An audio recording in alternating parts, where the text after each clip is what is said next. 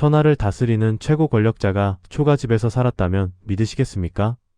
5천년 전 한 군주가 그것을 실천했습니다. 제요.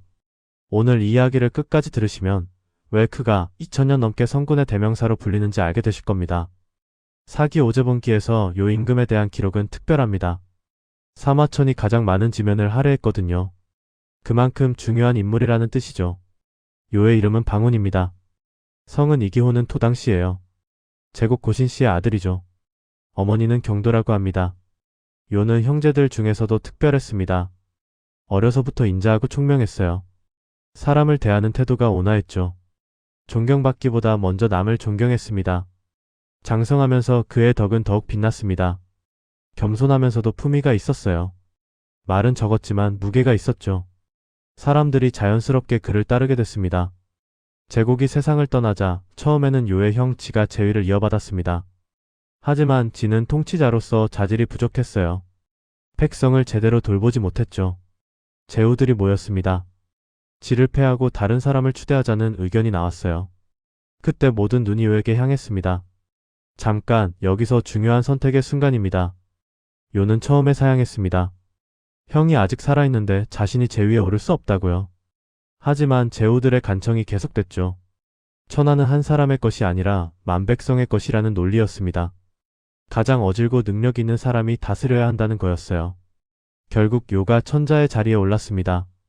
20살의 나이였다고 합니다. 젊었지만 이미 성숙한 군주였죠. 요가 즉위하자마자 한 일이 무엇이었을까요? 놀랍게도 검소함을 실천하기 시작했습니다. 궁궐을 화려하게 꾸미지 않았습니다. 초가지붕을 얹은 집에서 살았어요. 기둥도 다듬지 않은 나무를 그대로 썼죠. 천자의 거처라고 믿기 어려울 정도였습니다. 의복도 검소했습니다. 비단옷을 멀리했어요. 거친 삼배옷을 입었죠. 장식이 전혀 없었습니다. 음식도 마찬가지였습니다. 산의 진미를 먹지 않았어요. 거친 밥과 나물국으로 끼니를 때웠죠. 백성들과 같은 음식을 먹었습니다. 그릇도 질그릇을 썼습니다. 금이나 옥으로 만든 그릇은 사용하지 않았어요. 사치를 철저히 배격한 겁니다. 신하들이 간언했습니다. 천자의 위엄을 위해서라도 좀 더 나은 환경에서 사셔야 한다고요. 하지만 요는 단호했습니다. 백성이 배고픈데 내가 어찌 호화롭게 살 수 있겠는가. 이게 요의 대답이었어요. 검소함은 단순한 개인적 취향이 아니었습니다. 정치 철학이었죠. 이게 핵심인데요. 요의 검소함은 백성을 위한 선택이었습니다. 궁궐 짓는데 돈을 쓰지 않으니 백성의 부담이 줄었습니다. 세금을 낮출 수 있었죠. 농사 짓는 사람들이 더 많은 수확을 자기 것으로 할 수 있었어요. 화려한 의복을 만들지 않으니 장인들을 동원할 필요가 없었습니다. 그들도 자기 일에 집중할 수 있었죠. 생산성이 높아졌습니다. 산의 진미를 준비하지 않으니 진상품 부담이 없었습니다. 각 지역 백성들이 편해졌어요. 억지로 국물을 마련하느라 고생할 필요가 없었죠. 요의 검소함은 전염성이 있었습니다. 신하들도 따라하기 시작했어요. 제후들도 경쟁하듯 검소해졌습니다. 화려한 궁궐을 짓던 제후들이 공사를 멈췄어요. 사치품을 멀리하고 실용을 추구했죠. 전국적으로 검소한 풍조가 퍼졌습니다. 사회 전체가 건전해졌어요. 낭비가 줄고 저축이 늘었죠. 경제가 튼튼해졌습니다. 하지만 요는 단순히 검소하기만 한 게 아니었습니다. 백성을 위해 써야 할 곳에는 아낌없이 썼어요. 수리시설에 투자했습니다. 저수지를 만들고 수로를 정비했죠. 가뭄에 대비하고 홍수를 막았습니다. 도로를 건설했습니다. 각 지역을 연결하는 길을 냈어요. 물자 이동이 쉬워졌죠. 교역이 활발해졌습니다. 교육시설을 세웠습니다. 백성들이 글을 배우고 예법을 익힐 수 있게 했어요. 문화 수준이 높아졌습니다. 재난 구호에도 힘썼습니다. 흉년이 들면 창고를 열어 곡식을 나눠줬어요. 굶어 죽는 백성이 없게 했죠. 요의 통치 철학은 명확했습니다. 위에서 검소하면 아래가 풍족하다는 거였어요. 권력자가 사치하면 백성이 고통받습니다. 그 비용을 결국 백성이 부담하거든요. 하지만 권력자가 검소하면 그 혜택이 백성에게 돌아갑니다. 요는 이를 몸소 실천했습니다. 말만 한 게 아니었어요. 평생을 검소하게 살았죠. 이게 진짜 리더십이었습니다. 요의 정치는 어떠했을까요? 검소한 만큼이나 훌륭했습니다. 먼저 인재를 등용했습니다. 사학을 임명해 사계절을 관장하게 했어요. 희와 화에게는 천문을 관측하게 했죠. 희중에게는 동쪽 땅 요기를 맡겼습니다. 해가 뜨는 곳을 관찰해 봄을 알리라고 했어요. 희숙에게는 남쪽 땅 남교를 맡겼죠. 여름을 관장하게 했습니다. 화중에게는 서쪽 땅 매곡을 맡겼습니다. 해가 지는 곳에서 가을을 관찰하게 했어요. 화숙에게는 북쪽 땅 유도를 맡겼죠. 겨울을 담당하게 했습니다. 이렇게 해서 정확한 역법이 완성됐습니다. 1년을 366일로 정했어요. 윤달을 두어 계절을 맞췄죠. 농사의 기준이 명확해졌습니다. 백성들은 언제 씨를 뿌리고 언제 걷어야 할지 정확히 알게 됐습니다. 농업 생산성이 크게 높아졌어요. 잠깐 여기서 놀라운 일이 있습니다. 요가 직접 백성의 삶을 살피러 다녔다는 거예요. 미복으로 변장하고 민간에 나갔습니다. 궁궐 안에서만 정치하지 않았어요. 백성들이 실제로 어떻게 사는지 보려고 했죠. 농부의 집에 들어가 밥을 얻어먹기도 했습니다. 그들의 고충을 직접 들었어요. 세금이 무거운지 관리가 억압하지는 않는지 삶이 나아지고 있는지 확인했죠.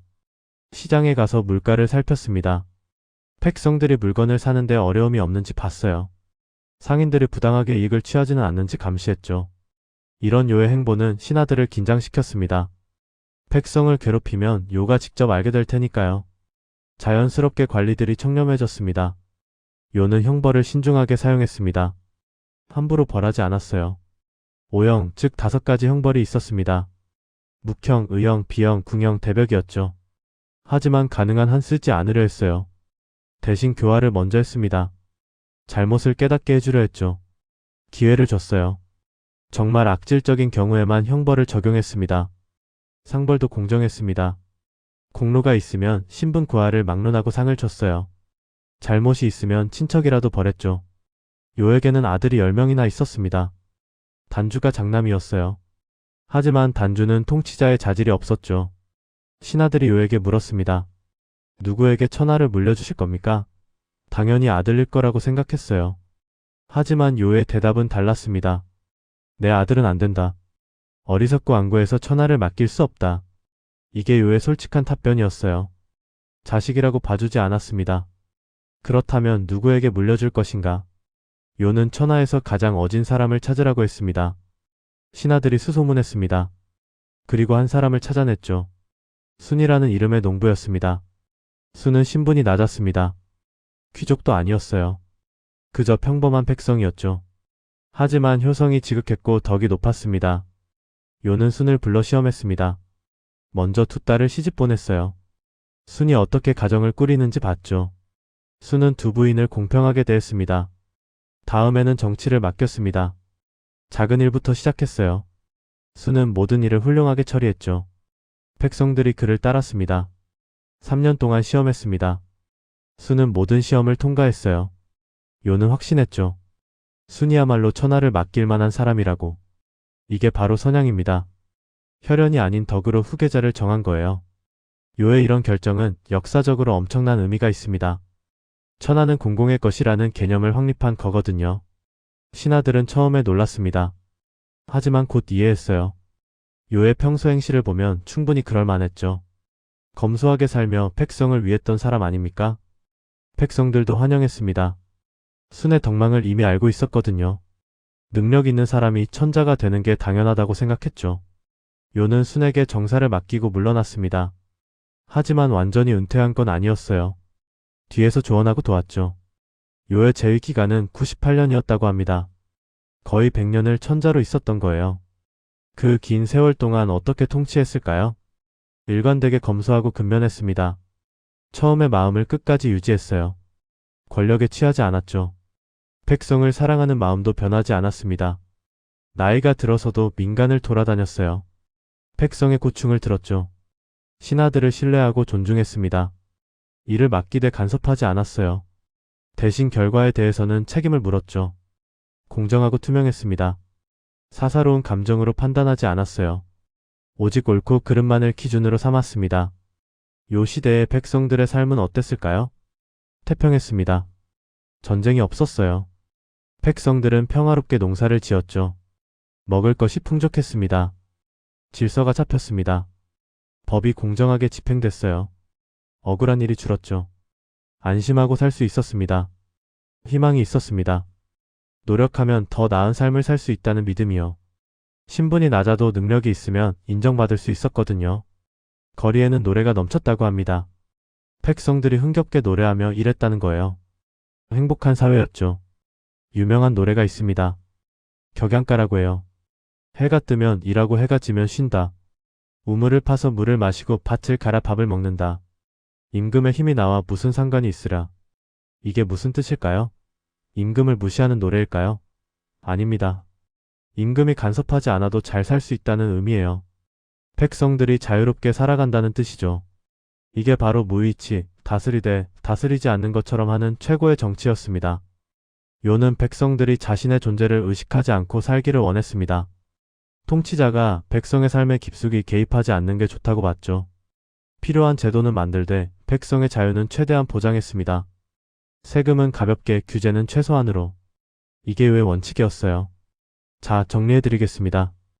요 임금의 위대함은 무엇이었을까요? 화려한 업적? 강력한 군사력? 아니었습니다. 검소함과 겸손이었죠. 천자의 권력을 가지고도 초가집에서 살았습니다. 거친 옷을 입고 질그릇으로 밥을 먹었어요. 자신을 낮추고 백성을 높였죠. 권력을 사유화하지 않았습니다. 아들이 10명이나 있었지만 능력이 없다고 판단하자 과감히 포기했어요. 천하를 위해 순에게 물려줬죠. 평생을 일관되게 살았습니다. 처음의 마음을 끝까지 유지했어요. 98년 동안 변하지 않았죠. 이게 진짜 성군이었습니다. 요의 검소함은 단순한 개인적 미덕이 아니었습니다. 정치 철학이었어요. 위가 검소하면 아래가 풍족하다는 원리를 증명했죠. 선양제는 중국 역사상 가장 이상적인 권력 승계 방식으로 평가받습니다. 요에서 순으로 순에서 우로. 이 세 번의 선양이 유교의 이상이 됐죠. 공자는 요순을 가장 존경했습니다. 맹자도 마찬가지였어요. 2000년 넘게 유학자들은 요순의 정치를 꿈꿨죠. 왕도 정치의 완벽한 모델이었습니다. 흥미로운 건 요의 이상이 현실에서 실제로 작동했다는 점입니다. 단순한 이론이 아니었어요. 98년간 증명된 성공 사례였죠. 사기가 요 임금에게 가장 많은 분량을 할애한 이유가 있습니다. 사마천도 요를 가장 이상적인 군주로 봤던 거예요. 오늘날 리더십을 논할 때도 요의 지혜는 유효합니다. 검소함, 겸손, 공정함, 선양. 이 모든 게 여전히 필요한 덕목들이죠. 권력자가 검소하면 사회가 건전해집니다. 사치가 줄고 실속이 늘어나요. 경제가 튼튼해지죠. 능력으로 후계자를 정하면 시스템이 발전합니다. 혈연에 얽매이지 않으니까요. 가장 유능한 사람이 자리를 이어가죠. 백성을 섬기는 자세를 가지면 신뢰를 얻습니다. 권력을 억압하는 게 아니라 덕으로 감화하는 거예요. 제요 방운.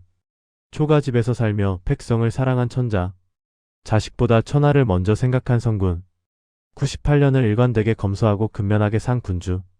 그의 이야기는 단순한 미담이 아닙니다. 리더십의 본질을 보여주는 영원한 교과서죠. 5000년이 지난 지금도 우리에게 묻고 있습니다.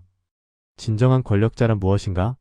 백성 위에 군림하는 자가 아니라 백성을 섬기는 자. 화려함을 추구하는 자가 아니라 검소함을 실천하는 자. 요 임금이 그 답을 보여줬습니다. 그리고 그 답은 영원합니다.